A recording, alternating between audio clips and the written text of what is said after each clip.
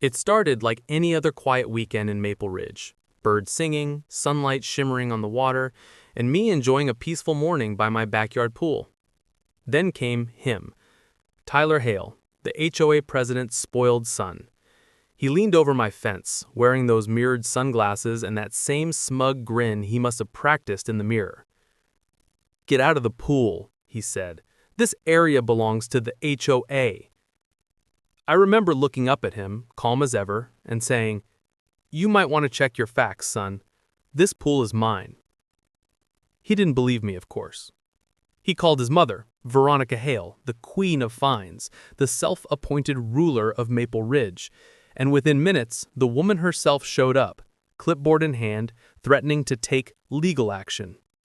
But what they didn't know, what neither of them could have guessed, was that the man they were trying to intimidate wasn't just another neighbor, and this time their rules wouldn't protect them. Before we dive into how this all went down, drop a comment telling me where you're watching from and what time it is there. I love seeing how far these stories travel. And if you enjoy seeing entitled people and corrupt HOAs finally get what they deserve, don't forget to hit that subscribe button, because trust me, this one's worth it. The first time I saw Maple Ridge, it looked like a postcard. Rows of maple trees lined the street, their orange leaves floating down like confetti. Every house looked almost the same. White fences, trimmed lawns, mailboxes shining in the sunlight.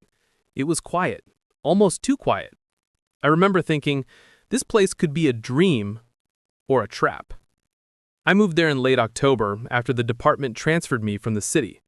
The official reason was community liaison work, but I saw it as a second chance, a break from chaos. My old neighborhood had sirens at night and shouting in the mornings. Maple Ridge, by comparison, felt like stepping into a movie about perfect suburban life.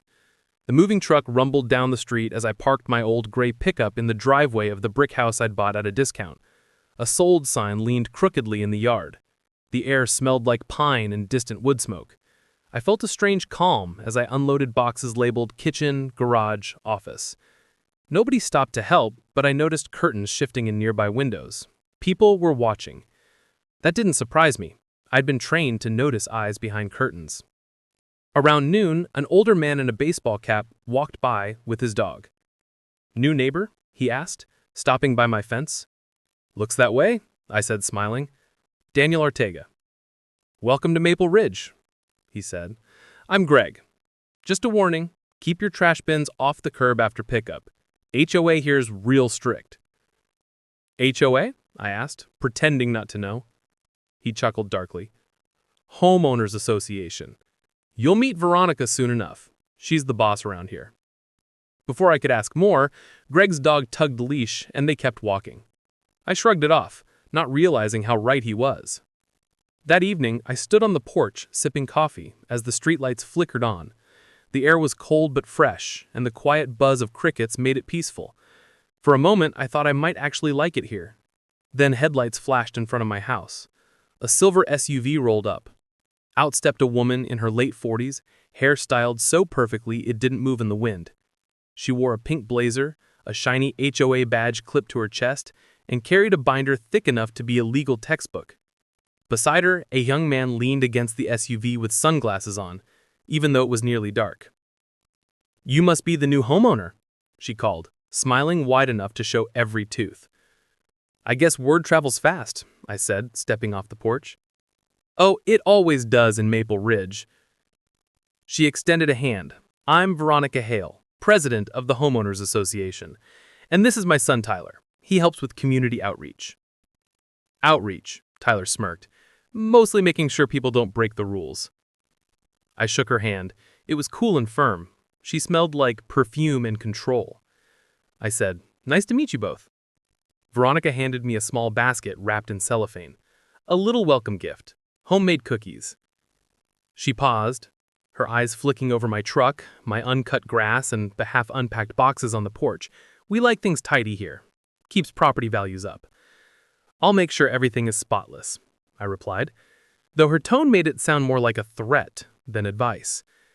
Tyler laughed softly, kicking a rock toward the curb. "Good. Some folks don't learn until Mom finds them."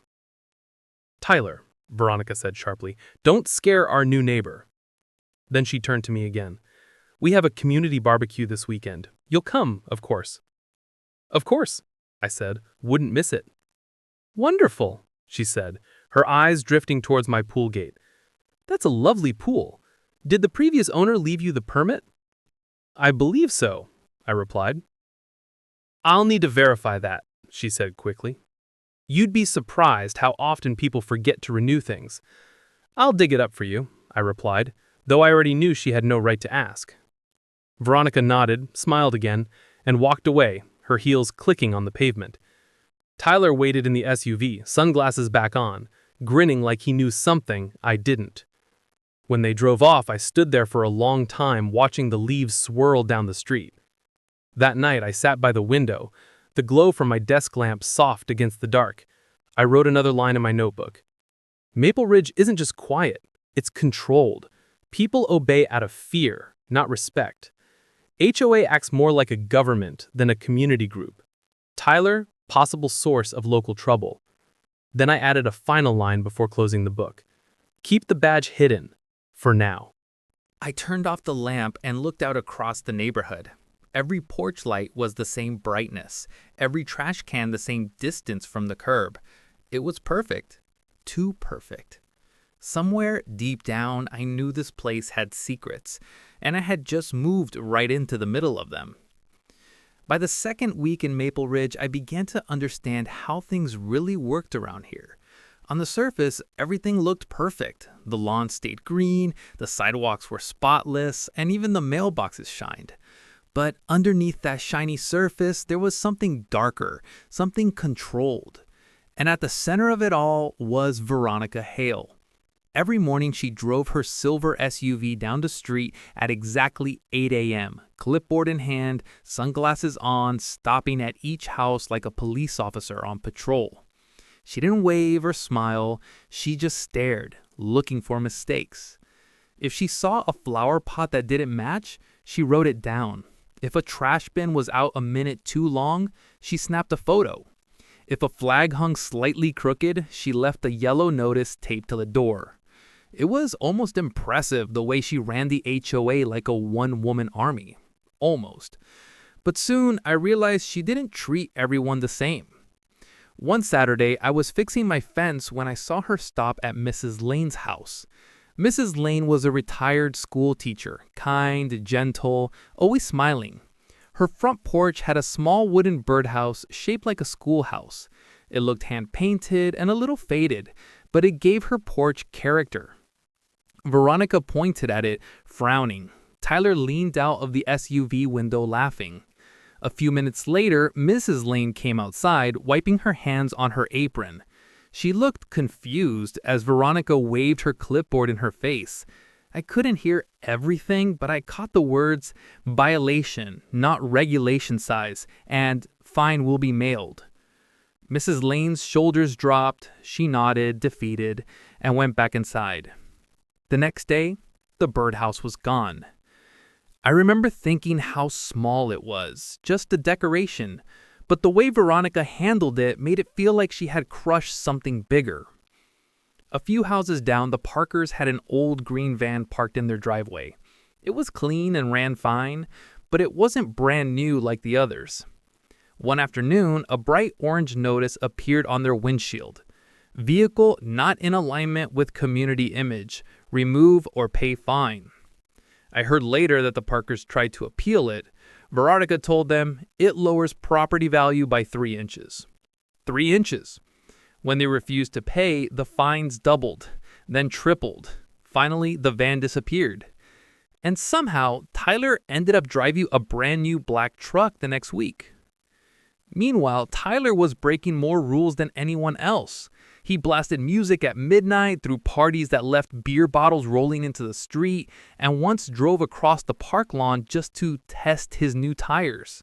When neighbors complained, Veronica called a meeting in her driveway. She stood there wearing her pink blazer like armor, saying, "We can't punish youth for having fun. Let's be understanding." Then she'd add, "But we will find those who spread negativity about my family. It's bad for community morale." That's when I started realizing The HOA wasn't about protecting the neighborhood. It was about protecting her power. People began walking on eggshells. You could feel the fear in the air. I see curtains move when Veronica drove by. Lawnmowers stopped when her SUV turned the corner. At night, porch lights went off earlier, as if everyone wanted to disappear before she found something else to complain about.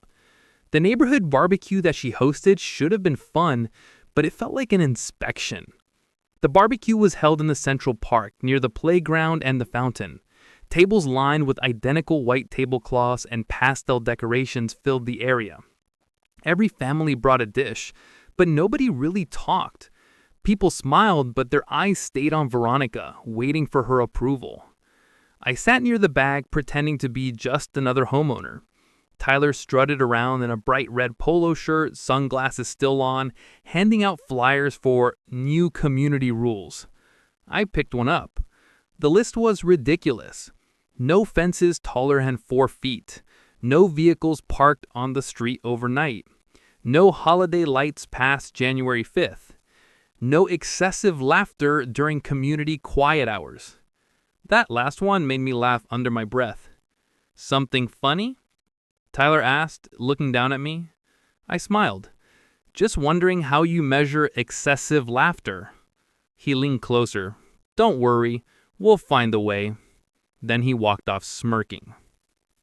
Later, I saw Mrs. Lane standing near the food table, holding a paper plate and staring at her shoes. "Everything okay, ma'am?" I asked. She hesitated. "Oh, it's fine, just tired." But her voice shook. After a pause, she whispered, "Veronica fined me again. Said my lawn decorations were cluttered. I took them down, but she said she'll keep checking." Her hands trembled slightly. "Did you appeal?" I asked gently. "Appeal?" She gave a small, sad laugh. "There's no point. The board's just her friends." Before I could say anything else, Veronica appeared out of nowhere, her smile tight but sharp. "Is everything all right here?" she asked, her tone sugary but sharp. I nodded.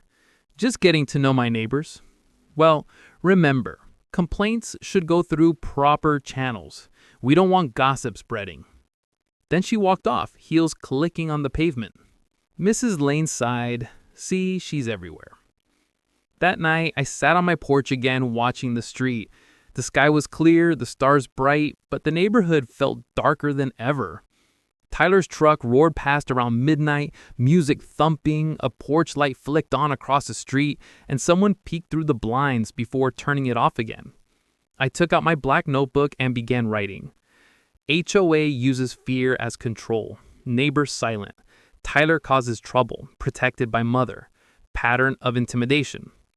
I stared at the page for a long time. The lawman in me wanted to step in, file reports, issue warnings. But I knew better. In small communities like this, moving too fast could make you the enemy. I needed trust. I needed proof. So I stayed quiet, just another neighbor with a tidy yard and a polite smile. A week later, I got my own notice. It was taped to my mailbox this time, with bold red letters. Grass height exceeds 2.5 inches. Please address immediately or face a $100 fine. I measured it myself. It was barely 2 inches. I laughed, but the message was clear. Veronica was testing me. I mowed the lawn that evening, slowly, while she watched from her driveway. Tyler leaned against the SUV, tossing a baseball in the air, grinning like a kid who just pulled a prank. I gave them both a polite wave. They don't wave back. After that, I started noticing more things. A family on the corner moved out overnight. The rumor was they couldn't keep up with the fines. A man down the street suddenly stopped hosting his Sunday barbecues after Veronica suggested he apply for a permit next time. And Mrs. Lane's porch, once full of flowers, was now empty. It wasn't just rules anymore, it was control.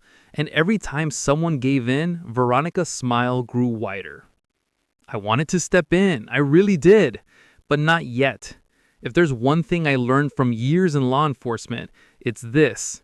You don't stop a bully by shouting. You stop them by showing. And to show, you need proof. So I waited, watched, and took notes. I told myself it was a smart choice, but sometimes the smart choice doesn't feel like the right one. That choice, to stay quiet just a little longer, would matter more than I ever imagined. The morning of the fight started off peaceful. It was early November, and the last of the maple leaves floated across my backyard. The sun shimmered on the surface of my pool, and for once Maple Ridge felt quiet. No barking dogs, no leaf blowers, no HOA patrol, just still air and warm light.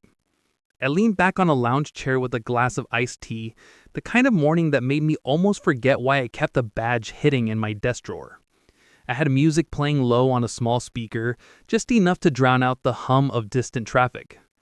Then came the voice that ruined it. "Hey, you can't be in there." I turned my head, squinting against the sunlight. Tyler Hale stood by the fence wearing expensive sunglasses and a smug grin. His hands were on his hips like he owned the place. "Morning," I said, not moving. "Can I help you?" "Yeah," he said, puffing out his chest. "You need to get out. That pool's on HOA property." I sat up slowly, setting my drink down. "HOA property?" I asked. "Pretty sure this is my yard." He smirked. "Pretty sure you're wrong. Mom said this area is part of the community green space." I stared at him. "Funny, because I've got the deed that says otherwise." He crossed his arms. "Then you can show it to her when she gets here." Before I could reply, he pulled out his phone and started dialing. I sighed, leaning back against the chair. So much for a quiet Saturday. 5 minutes later, the silver SUV rolled up, shining like a mirror in the sun. Out stepped Veronica Hale, in a bright pink jacket, high heels clicking against the pavement. She looked furious, her smile tight, her jaw even tighter. "Daniel," she said in a voice that pretended to be friendly, "we need to talk." I wrapped a towel around my shoulders and walked to the gate. "What's the problem, Mrs. Hale?" "The problem," she said, swiping her phone to show me something, "is that you've built, or inherited, an unregistered swimming pool on HOA-maintained property." On her phone was a blurry screenshot of a neighborhood map. She pointed to a patch of light blue. "See? This zone is listed as community space." I leaned closer, noticing the map was from a real estate website, not county records. "That's a marketing map," I said calmly, "not a legal one." Tyler chimed in from behind her. "He's trespassing. You said that's a violation." "Don't worry, honey," Veronica said, eyes still locked on me. "We'll handle this officially." "Officially?" I said. "You mean like a fine for using my own pool?" "It's not your pool," she snapped. "It's part of Maple Ridge's shared amenities." I raised an eyebrow. "Then why is it behind my fence, on my water bill, and insured under my name?" Her face tightened. "Don't get smart, Daniel. The HOA has rules." "So do property lines," I said evenly. By now, people were starting to notice. Curtains moved, doors opened. A few neighbors stepped onto their lawns, pretending to water plants while watching the scene unfold. Even Mrs. Lane peeked from her porch holding a cup of tea. Tyler saw the attention and pulled out his phone, holding it up to record. "Hey everyone, check this out. New guy thinks he owns a community pool." Laughter echoed from across the street. A few of Tyler's friends had arrived, leaning against cars and whispering like it was free entertainment. Veronica straightened her jacket. "You're making this worse for yourself. I suggest you leave the area until the board reviews it." "I'm standing in my yard. I'm not leaving." Her voice rose. "Then you'll be fined, and if you refuse to comply, we'll escalate." I smiled politely. "You're welcome to try." That's when she snapped. "You think the rules don't apply to you, Mr. Ortega? That you can just ignore our authority?" "Not at all," I said. "I just follow the law. And I happen to have documents that prove this property and the pool are mine." I turned, walked into my house, and came back a moment later with a folder. Inside were copies of the deed, survey, and building permit signed off by the county years ago. I laid them gently on the fence ledge. "You can check the signatures yourself." Veronica glanced down, her eyes flicking over the papers. The color drained slightly when she realized the documents were official. Still, she straightened up, forcing a smile. Well, we'll need time to verify that. Of course, I said. Take all the time you need. Just make sure your claims don't cross into harassment. Her eyes narrowed. Are you threatening me? No, I said quietly. I'm reminding you that making false legal claims against private property can have consequences. Tyler laughed nervously, pretending he wasn't worried. We'll see what the board says, he muttered, lowering his phone. This isn't over. The tension hung thick in the air. Neighbors whispered. Someone was filming from a second-floor window. Mrs. Lane called out softly, Veronica, maybe you should just check with the county first. She spun around. This doesn't concern you, Evelyn. Mrs. Lane flinched, retreating inside. That's when I knew this wasn't just a power trip anymore. It was control by fear. Veronica turned back to me, eyes sharp. I'll be filing a complaint. Expect an inspection notice by Monday. I'll look forward to it. Her jaw clenched. Don't test me, Daniel. The HOA doesn't take kindly to rule breakers. I met her glare. Neither do I. For a moment, no one spoke. The only sound was the hum of the SUV's engine and the faint splash of water behind me. Finally, she turned to Tyler. Come on, we're done here. Tyler muttered something under his breath, something about wanna be tough guy, before following her into the car. The SUV pulled away, tires crunching on the pavement. The crowd began to scatter. People went back to mowing lawns and sweeping porches, pretending they hadn't seen a thing.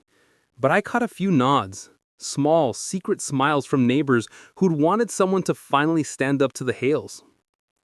I gathered the papers and walked back to the pool, setting them on the patio table. The reflection of the sun danced across the water, calm again, like the argument hadn't just happened. But I knew better. This wasn't over. When someone like Veronica loses control, they don't let it go quietly. That night, I looked out my kitchen window and saw Veronica's SUV parked across the street. The headlights were off, but I could see the faint glow of a phone screen inside. Tyler's silhouette was in the passenger seat. They were watching my house. I turned off my kitchen light, letting the room go dark. They thought they were intimidating me, but really, they were giving me proof. The next morning, I woke up to find another envelope taped to my front door. Inside was a notice of investigation, printed on HOA letterhead. The reason stated, unapproved pool construction, unauthorized water usage, community disruption. At the bottom in bold, it read, failure to cooperate will result in escalation and possible community vote for removal. I smiled to myself. This was an award they could win. Not legally, not morally. But for now, I'd play along, keep my calm, keep my notes, and let them think they were winning. Because when the truth came out, I wanted every neighbor in Maple Ridge to see exactly who had been breaking the rules all along. After the pool fight, something in Maple Ridge changed. People who had once crossed the street to avoid me now slowed down when they saw me outside. They'd glance around first, make sure nobody was watching, and then whisper quick hellos. I could tell they were curious, but more than that, they were scared. Fear has a sound. It isn't loud, it's quiet, like the rustle of blinds being pulled shut or a voice that drops to a whisper mid-sentence. And Maple Ridge was full of it. It started with Mrs. Lane. She showed up 2 evenings after the confrontation, holding a casserole dish that was still warm. Thought you might like some dinner, she said softly. You've had a rough week. I smiled and took it from her. You didn't have to do that. She stepped inside, looking around nervously before closing the door. I wanted to thank you, she whispered, for standing up to Veronica. I motioned for her to sit. You can talk freely here, Mrs. Lane. She hesitated, twisting her wedding ring. I didn't mean to make trouble, but things have gotten out of hand. She finds people for everything now. I paid $300 last month because she said my front porch was visually cluttered. It was just a hanging plant in a chair. I kept my face neutral, letting her talk. She embarrassed me in front of my neighbors, told me at a board meeting that my porch looked like a junk sale. I wanted to defend myself, but she threatened to suspend my voting rights if I interrupted. Her eyes filled with tears. This used to be such a nice neighborhood. We had cookouts, kids playing, everyone was friendly. Now everyone hides inside. I nodded slowly. Have you kept the letters she sent you? She blinked. Why? Because you might need them later, I said carefully. Just keep everything. Every notice, every email. Don't throw them away. Mrs. Lane studied me for a moment, like she sensed I knew more than I was saying. Then she nodded. All right, I'll keep them. As she left, she turned back and whispered, She's not going to stop, Daniel. She likes control too much. A few days later, the Parkers came by. Mr. Parker was a mechanic. His hands were always stained with grease. His wife, Leela, carried a folder stuffed with papers. "We heard what happened with your pool," she said, her voice hushed. "You're not the only one she's gone after." They sat at my kitchen table and opened the folder. Inside were dozens of violation notices. Different colors, different reasons, all with Veronica's signature. "She fined us for paint color," Mr. Parker said bitterly. "Said it didn't match community guidelines, but we used the same color the builder used 10 years ago." "She made us repaint twice," Leela added, then said she'd still charge a review fee. I flipped through the letters. One stood out. A fine for blocking emergency access because their van had been parked halfway up their own driveway. "That van wasn't hurting anybody," I said. Mr. Parker's jaw tightened. She'd said it lowered property value. I told her to prove it. Next week, my work permit got lost in the HOA office, and she charged me late fees for not renewing on time. They looked tired, beaten down by paperwork and constant pressure. "Have you ever asked for financial records from the HOA?" I asked. Lita laughed, but it wasn't a happy laugh. She said the budget's confidential, for board eyes only. That caught my attention. HOAs, by law, have to show their finances to homeowners. If she was hiding them, there was more going on than bad leadership. I took a sip of coffee and said, "If you still have her letters, keep them. And if you get any more, send them to me, just for safekeeping." They exchanged glances but nodded. "We'll do that." As the days passed, the pattern grew clear.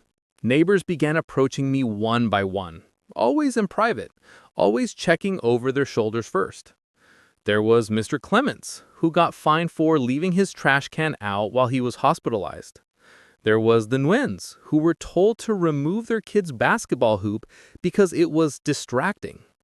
Even Greg, the dog walker who'd first warned me about Veronica, admitted she had threatened to sue him for unlicensed pet waste disposal because his dog once used her yard.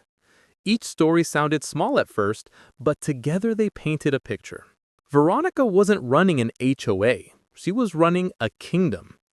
And Tyler, he was the prince who could do no wrong. One night, I caught him joyriding down the street in that black truck of his, tires screeching as he turned the corner. He stopped in front of the Parker's house, laughed, and peeled out again, leaving muddy tire tracks across their lawn. I checked my front camera feed later and saw it all. License plate, timestamp, everything. I saved it immediately. That became my new routine. Watch, record, document. I installed an extra camera near my fence line and another overlooking the street. I kept my phone by the window, ready to film if something happened. And something always did. Trash bags appeared on people's lawns at midnight, usually right before a violation notice arrived. Mailboxes were mysteriously dented or knocked over, and somehow Tyler was always nearby when it happened. I created folders on my computer labeled fines, incidents, and footage. Each night I uploaded pictures, videos, and scanned letters. Every file had a date, a time, and a note about who was affected. It wasn't long before I had over 100 entries. One folder stood out, HOA emails. Neighbors had quietly forwarded me messages from Veronica, cold, threatening, manipulative ones. In one she wrote, "Failure to comply with HOA instructions may result in legal action. Cooperation ensures harmony. In another, she said, any complaints about board leadership will be considered harassment under Section 9. Section 9 didn't exist in the HOA bylaws. That's when I realized this wasn't just abuse of power, it might be fraud. One Friday evening, I decided to take a quiet walk through the neighborhood. I passed the empty playground, the identical mailboxes, the manicured lawns that looked perfect but lifeless. I could feel eyes following me through half-closed blinds. Halfway down the street, Mrs. Lane's voice called softly from her porch. "She's angry at you," she said. "Veronica, she's saying you're trying to undermine community unity." "I'm not surprised," I said. "Bullies always play the victim first." She nodded. "Just be careful. Tyler's been asking about you. Said you were snooping." I smiled faintly. Let him think that. He'll show me everything I need. Later that night, as I sat at my desk organizing files, a new email popped up. It was from a neighbor I hadn't met before, Tracy Long from the next block. Subject line, "I don't know you, but I think you should see this." Inside was a scanned HOA ledger. Next to Veronica's name were strange reimbursements and misc expenses that totaled thousands of dollars. At the bottom of the page was a note. "If she finds out I sent this, I'm moving. Please be careful." I leaned back in my chair, the glow of the monitor reflecting in my eyes. I'd come to Maple Ridge for peace and quiet, but what I'd found was a neighborhood held hostage by power and money. And now, for the first time, I had proof. Before going to bed, I wrote in my black notebook again. Residents cooperating, evidence growing. Veronica using HOA funds for personal gain. Tyler still active in intimidation. Fear widespread. Next step, verify records with county. I closed the book and looked out the window. Across the street, Veronica's house glowed like a lighthouse. Every light still on. She was awake, watching, planning. And so was I. The email came on a cold Wednesday morning. Subject line, mandatory HOA emergency meeting. Attendance required. It was signed, of course, by Veronica Hale. No explanation, no agenda, just the words, urgent community issue. I knew exactly what it meant. The Hales were ready to strike back. By the time I arrived at the Maple Ridge Community Hall, the parking lot was already full. Cars lined both sides of the street, headlights flashing as people hurried inside. The glass doors reflected the bright fluorescent light from within, and through them I could see a crowd, neighbors packed shoulder to shoulder, buzzing with whispers. Inside, the air felt heavy. Every folding chair was filled. A long table sat at the front of the room where the board members waited like judges. In the center sat Veronica, her pink brazier crisp and perfect, her binder open like a shield. Beside her, Tyler leaned back in his chair, phone in hand, smirking. When I walked in, the murmuring quieted. Dozens of eyes turned towards me, some sympathetic, others uncertain, a few hostile. I took a seat near the back, watching. Veronica tapped her microphone. "Let's begin." Her voice came out smooth and sharp, the way a teacher scolds a classroom while pretending to smile. "As you all know," she began, "we have an ongoing issue involving a resident who has repeatedly violated HOA regulations, disrespected board authority, and used community property for personal gain." Gasps rippled through the room. She paused, letting the tension build.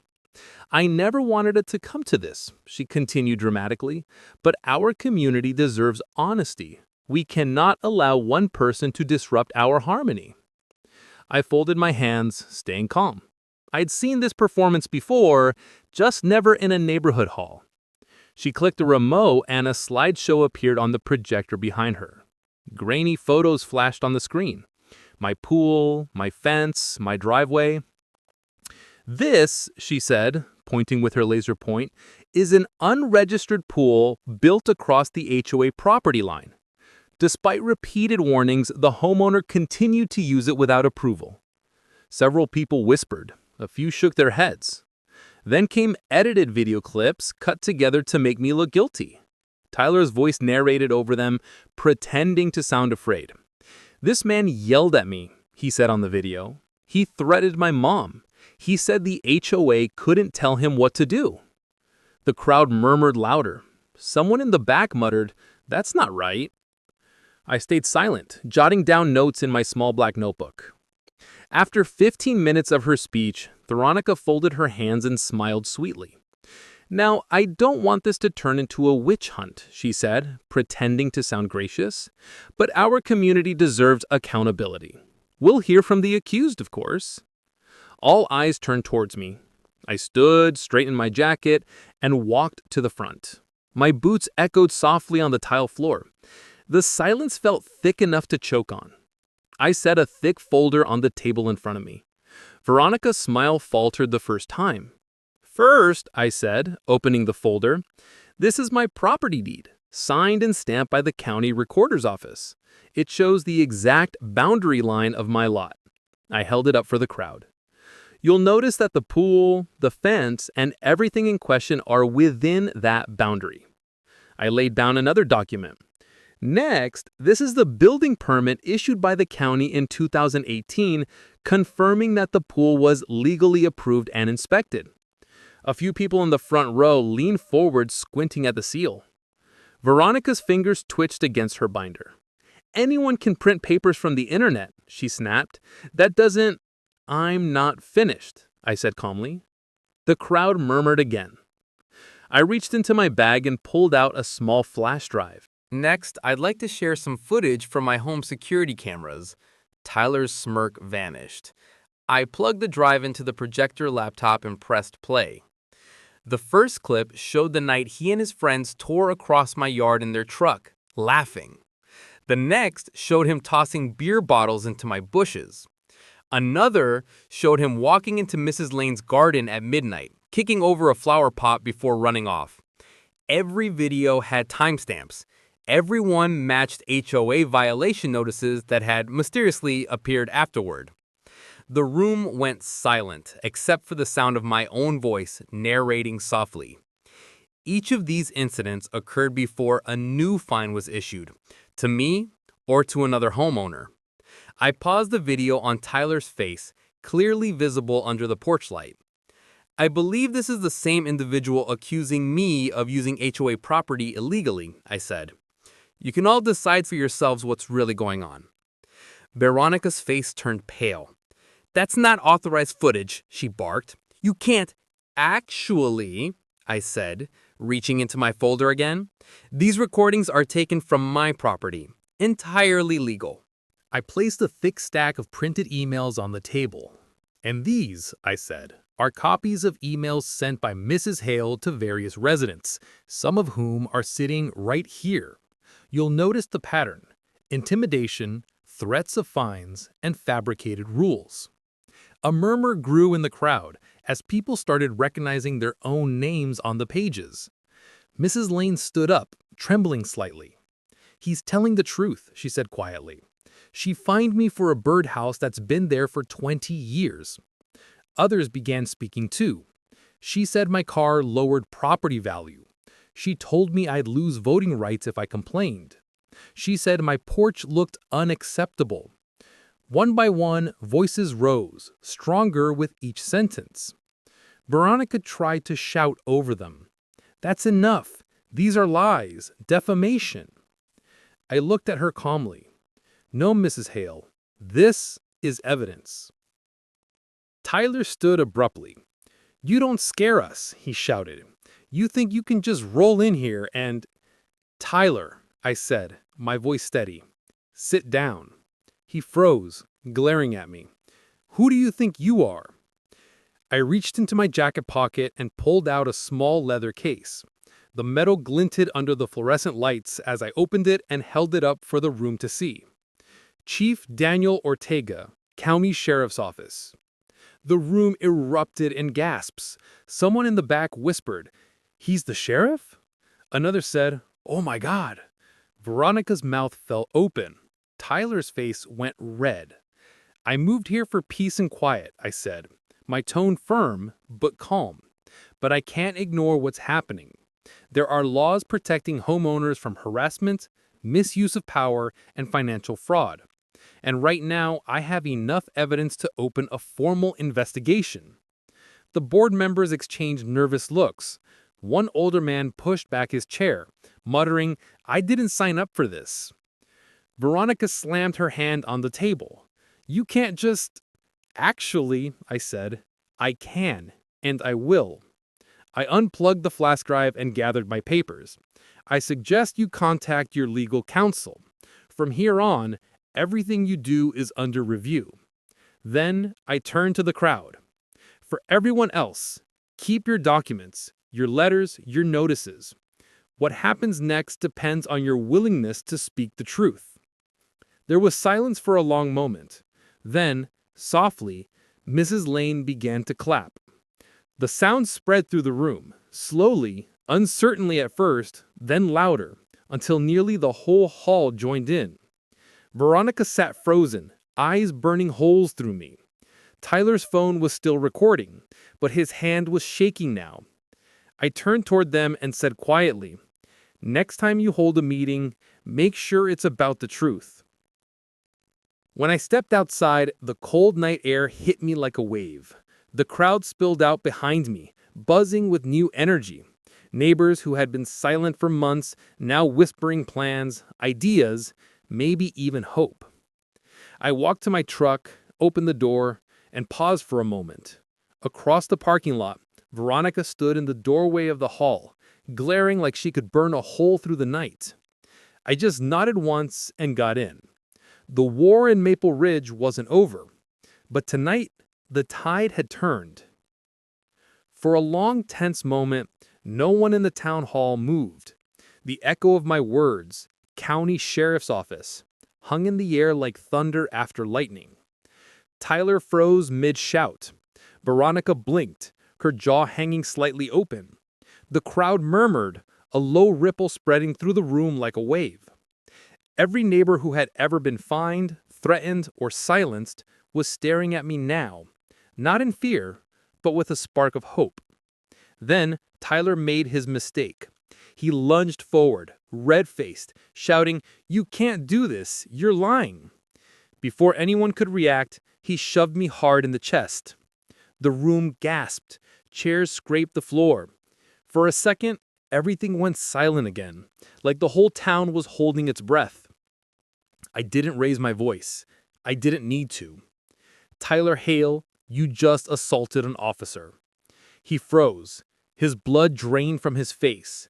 What? You can't—" I stepped forward, voice steady. "Turn around, hands behind your back." He laughed nervously, glancing at his mom. "Mom, do something." But before Veronica could move, two uniformed deputies who had been waiting outside on standby entered through the back door. Their boots echoed against the tile. Every head turned as they stepped beside me. "Deputies," I said, nodding towards Tyler, "you know what to do." Tyler's bravado evaporated. He backed away, hands raised. "You can't arrest me. I didn't do anything." But the footage we'd just watched said otherwise, and everyone in that hall knew it. One deputy took his arm gently but firmly. "Sir, please cooperate." "Mom!" Tyler shouted again, voice cracking this time. Veronica slammed her hand on the table. "This is outrageous. You can't arrest my son for defending himself. This is abuse of power." She stepped towards me, eyes blazing. "You think you're doing this because you're angry I caught you breaking rules?" I turned to her. "No, Mrs. Hale. I'm doing this because your son trespassed, vandalized property, and assaulted an officer in front of 50 witnesses. You both are lucky I'm handling this by the book." The deputies read Tyler his rights as they guided him towards the exit. His voice echoed through the hall, switching from angry to desperate. "You can't do this. This is harassment. Mom, say something." But Veronica couldn't speak. Her face had gone pale, and for the first time since I'd met her, she looked unsure, small even. The crowd remained silent, stunned by what they were seeing. Then slowly, a man in the back of the room, one of the HOA board members, stood up. "I have something to say," he said quietly. His name was Bill Turner, a soft-spoken man who usually sat next to Veronica, nodding along with everything she said. But not tonight. I've been on the board for 6 years, and for 6 years I've watched Veronica fine people unfairly, threaten, and hide where the money was going. He turned to me. I didn't have the courage to speak up before, but I do now. Murmurs rippled through the crowd again. Another board member, Janet Myers, stood next. He's right. Veronica made us sign off on things we never saw. She told us it was for legal reasons, but now I think she was covering herself. The whispers grew into a steady hum of voices. Neighbors were finally talking, after years of silence. Veronica tried to regain control. None of you understand the work I've done for this community. Without me, Maple Ridge would fall apart. Mrs. Lane rose from her chair in the front row. You didn't help this community, Veronica. You scared it. The room went still. Then, as if a spell had been broken, several people began speaking at once, stories pouring out like floodwater. She fined me for leaving my curtains open. She took money from the maintenance fund. She told me I'd lose my home if I complained. Veronica shouted over them, "Stop it! All of you, stop! You're turning on me after everything I've done." But it was no use. The tide had turned. I raised my hand and the room quieted again. I think the community's spoken, and the law will take it from here. Then I turned to the board. You have the authority to call for an emergency vote to remove Mrs. Hale as president. I suggest you do it now. Bill looked at Janet. Janet looked at the others. Then she took a deep breath and stood tall. All in favor of removing Mrs. Hale from her position as HOA president effective immediately. Hands went up across the front table, every single one except Veronica's. The room broke into soft applause that grew louder and louder until nearly the whole house joined in. Veronica sat frozen, eyes burning holes through me. As the deputies led Tyler out through the double doors, Veronica tried to follow. I stopped her gently. You'll have your chance to speak, I said evenly. But I'd advise you to get a lawyer. Her eyes burned with fury. You think you're the hero here? You think you can just waltz in and destroy everything I built? I met her glare. I'm not destroying anything. I'm cleaning up what you already broke. She opened her mouth to argue again, but the deputies' radios crackled, and that sound silenced her. For the first time, she had nothing left to say. The rest of the meeting went by in a blur. Neighbors who had once looked afraid now crowded together, talking, sharing their stories. Mrs. Lane hugged me on her way out. You don't know what you've done for us, she whispered. I smiled softly. You did it yourselves. I just gave you the chance.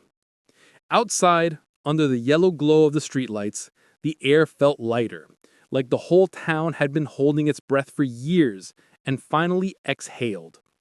I watched as the parked car carrying Tyler disappeared down the street, its red and blue lights fading into the dark. Bill Turner came up beside me. I should have done something sooner, he said. You did tonight. That's what matters. He nodded slowly. So what happens now? Now, I said, glancing back at the hall, where Veronica sat alone at the empty board table. Now the truth takes over. When I finally got home that night, it was well past midnight. The neighborhood was silent again, but it wasn't the same kind of silence as before. It wasn't fear anymore.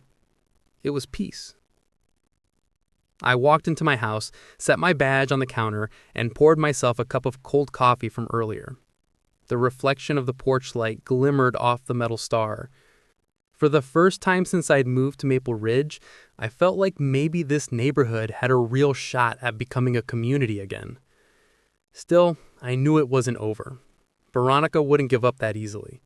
There would be investigations, audits, reports. But at least now the truth was out in the open, and I wasn't standing alone anymore. Before heading to bed, I opened my black notebook one last time for the day and wrote, November 15th, arrest made, HOA president removed, community no longer silent, turning point achieved. I closed it and stared out the window. The moonlight reflected off the still surface of my pool, the same pool that had started all of this. I smiled slightly. One small backyard pool exposed years of corruption. And in doing so, it had given an entire neighborhood its voice back. The morning after the town hall meeting, the neighborhood woke up to something it hadn't felt in a long time. Silence without fear. No SUVs patrolling the streets. No yellow envelopes taped to doors. No one peeking nervously through curtains. For once, the air felt light. But the peace didn't mean the fight was over. It just meant it was finally in the right hands. The county investigators arrived within 2 days. They came in unmarked cars in plain clothes, taking photos, asking questions, collecting files. I met them at the community hall with my evidence binder and my camera footage. Everything I'd been saving for weeks, the emails, the ledgers, the videos, was now officially part of a case file. They listened quietly as I spoke. When I finished, one of them, a detective named Morales, let out a low whistle. "This isn't just harassment," he said. "This is financial misconduct, possibly embezzlement." I nodded. I suspected as much. They took the HOA's financial records, and what they found matched what I'd already seen in that leaked ledger.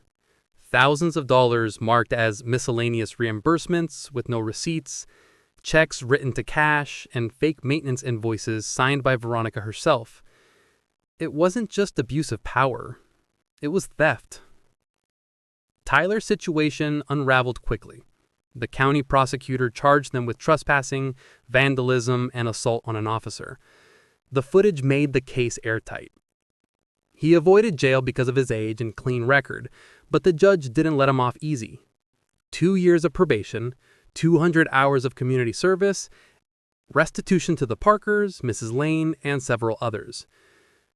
The irony wasn't lost on anyone when his community service assignment was cleaning graffiti off public buildings, the same kind of graffiti he'd once laughed about making.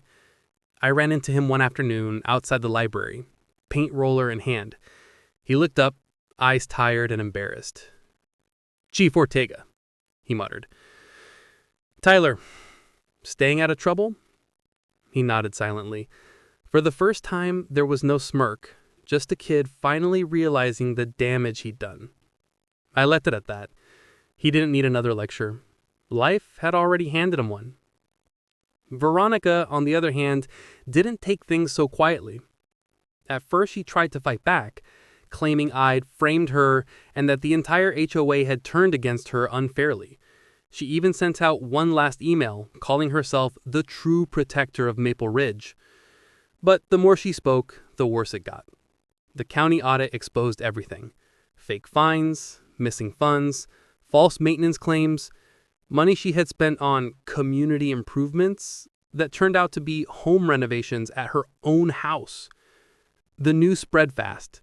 Local papers ran headlines like, "HOA president accused of embezzling community funds," and "Neighborhood power struggle exposes years of abuse." It was surreal seeing Maple Ridge on the front page, but maybe that's what it took for everyone to finally understand how deep her control had gone. Within a month, Veronica faced multiple charges: fraud, falsifying records, and obstruction. The board formally removed her from all HOA duties, and the county froze the HOA's accounts until the investigation was complete. That was the official part. The unofficial part was quieter, slower, but just as powerful. Neighbors began rebuilding their lives one front yard at a time. Mrs. Lane put her birdhouse back on the porch, brighter and cleaner than before. She told me she'd repainted it red for good luck. When she caught me walking by, she waved and said, "It's staying up this time, no matter what anyone says." The Parkers finally parked their green van in the driveway again.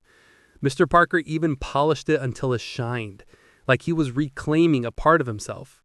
When I complimented it, he grinned. Guess it doesn't lower property value anymore. Even the small things changed. The New Gwen's kids brought back their basketball hoop. Greg, the dog walker, laughed louder on his morning walks.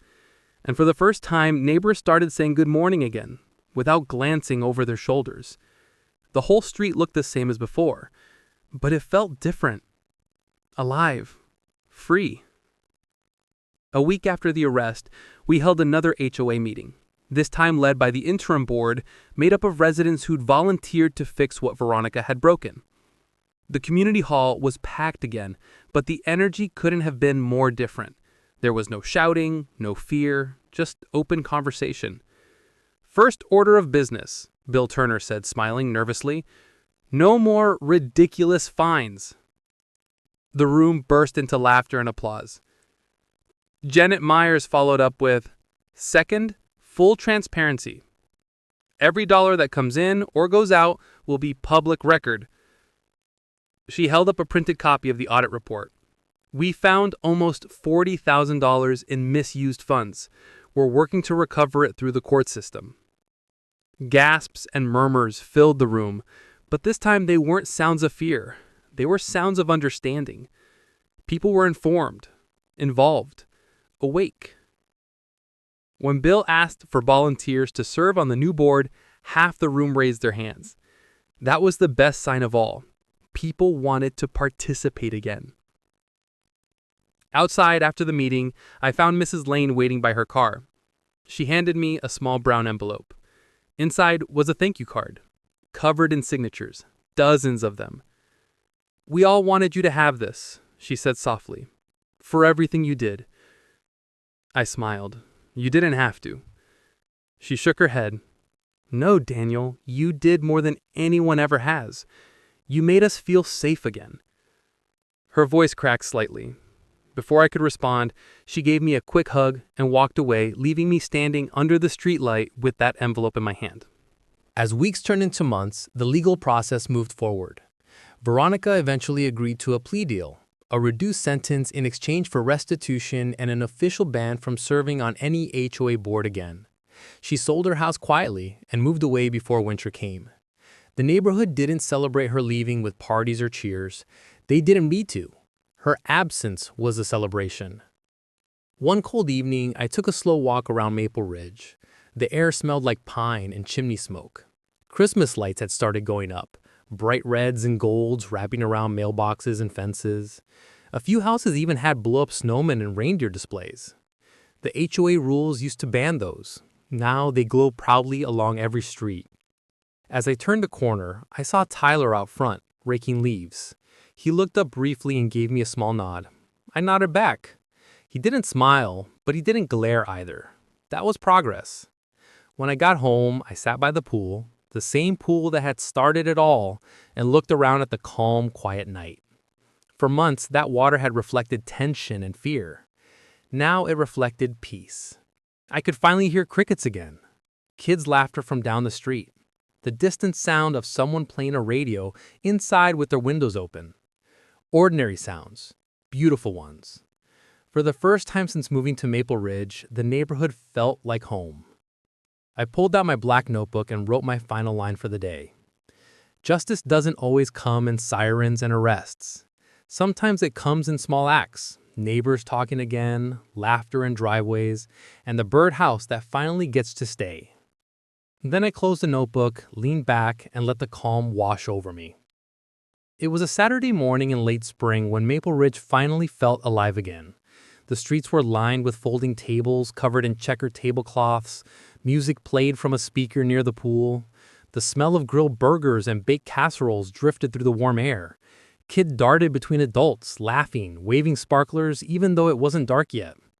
The community was having its first block party in years, and this time, nobody needed permission slips or inspection forms to celebrate. The pool shimmered under the afternoon sun, full of splashing and laughter.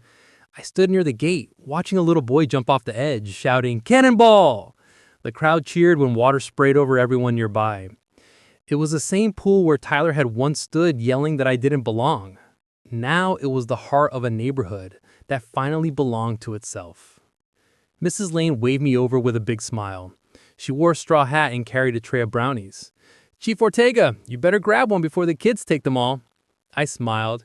"I thought I told you, it's just Daniel now." She grinned wider. "Not to us, it's not. You're the hero of Maple Ridge." I chuckled, taking a brownie. Heroes don't usually get their mailboxes knocked over as often as I do. She laughed, her eyes shining in the sunlight. Maybe not, but you gave us something no one else could. Our voices. Her words warmed me more than the brownie ever could. Nearby, Mr. Parker was grilling burgers, flipping them with expert precision while chatting with a crowd of neighbors. His green van was parked proudly in his driveway, windows rolled down, music playing softly. Every now and then, someone would pat him on the shoulder or crack a joke about HOA-approved ketchup. His wife, Lila, was at one of the tables arranging salads. I saw her laugh for the first time since I'd moved to Maple Ridge. The kind of laugh that comes from real peace, not the forced politeness people use to wear here like armor. At another table, the new HOA board was set up. No suits, no binders, no threats. Just clipboards and lemonade. Bill Turner stood behind the sign that read, Maple Ridge HOA, transparent, fair, and proud. He caught my eye and walked over. We're making it official, he said with a grin. The bylaws are rewritten. No more nonsense about porch colors or lawn height. We even added a clause to make HOA finances public. I raised my cup of lemonade and a small toast. That's how it should be. He nodded. You know, it's funny. After Veronica left, people started volunteering like crazy. Guess all it took was the freedom to breathe. I glanced around the crowd. Families talking, kids running, laughter everywhere. Freedom, I said, has that effect. Later that afternoon, I walked along the street, just taking it all in. Every yard looked different now. Colorful, creative, alive. Mrs. Lane's birdhouse gleamed red against her porch. Then Gwen's had turned their front yard into a mini basketball court, with kids shooting hoops under the warm sun. Greg walked his dog past me and tipped his hat. No fines today, Chief, he joked. I laughed. Let's keep it that way. Neighbors waved from porches, called out greetings. There was no fear in their eyes anymore. Just comfort. Just normal life. For the first time since moving here, I realized something. I didn't have to watch my back. As the sun began to dip low, painting the sky orange and pink, the whole neighborhood gathered by the pool. Someone turned the music down. Bill stood on the diving board, holding a microphone. All right, everyone. Before we end the night, I too want to thank the man who reminded us what community really means. Daniel, you want to say a few words? The crowd clapped, cheering my name. I shook my head modestly, but they wouldn't let up. So I stepped forward. The microphone felt warm from Bill's hand. The air buzzed with quiet excitement. I'm not much of a speech maker, and that got a few laughs. But I just want to say thank you for trusting me, for trusting each other. I looked around at the faces, neighbors who had once been strangers, now smiling like old friends. When I moved here, I didn't tell anyone what I really did for a living. Some of you asked me why I kept it quiet. I paused, letting my words settle. It wasn't because I didn't trust you. It's because I wanted this community to stand up for itself. People only change when they believe they can. And you all proved that. Mrs. Lane nodded, eyes glistening. I smiled softly. Fear only works when we stay silent. But once you speak up, bullies lose their power. I handed the mic back to Bill, who raised it high. To Maple Ridge, he said proudly, a neighborhood that finally found its voice. The crowd erupted in cheers. Someone started clapping, then another, until everyone joined in. Laughter echoed across the pool as fireworks, small ones the kids had brought, sparked in the twilight sky. As the celebration carried into the night, I found myself sitting at one of the picnic tables near the pool. The lights shimmered on the water and music drifted softly in the background. Across the way, I spotted Tyler sitting quietly on a bench by the fence. He wasn't laughing with the others, but he wasn't sneering either, just watching, reflecting. I stood, walked over, and sat down beside him. He looked up nervously. Hey, Chief. It's Daniel. You doing okay?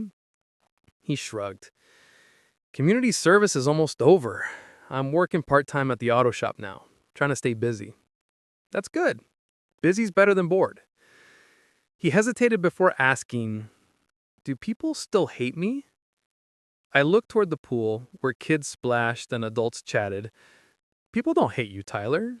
They just needed time to forgive. You'll earn it if you want to. He nodded slowly, staring at the water.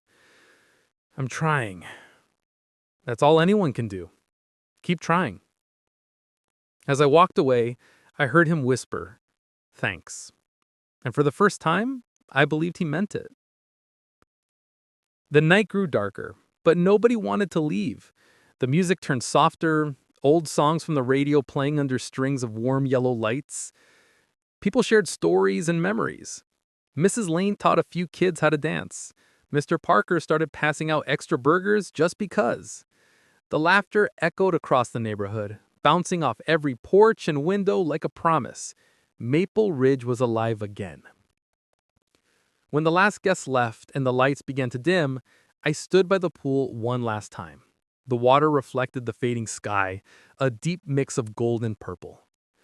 I thought about everything that had happened: the fear, the confrontation, the chaos, and finally the peace. I thought about what Mrs. Lane had said.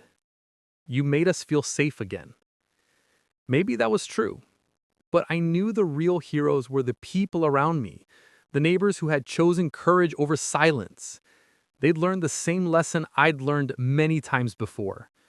Power doesn't belong to the loudest person in the room. It belongs to those who stand together. As the last streak of sunset disappeared behind the trees, I took a deep breath and smiled. Maple Ridge had found its voice, and this time, it wouldn't lose it.